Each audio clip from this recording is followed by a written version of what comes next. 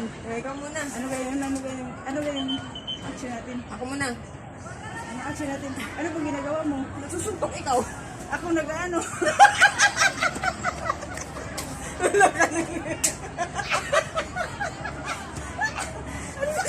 Ikaw naman. Ikaw naman. Ano ba ginagawa mo? Nagbubunot ng mga, ano ba yung mga halaman? Ano ba ginagawa mo? Sumasakit tuhod ko. Nawawalan ka. Nawawalan ka. Nawawalan ka. Kasi hindi ko alam ang Tagalog. Ano ba Tagalog ng mga ano ganyan? Nabunot ng damo. Damo pala. Oo, ako naman. Anong ginagawa mo? Tingnan nga natin yung kinakini ko. Ikaw. Ano, nagbubunot. Nagbunot kami. Puro ka na si bunot.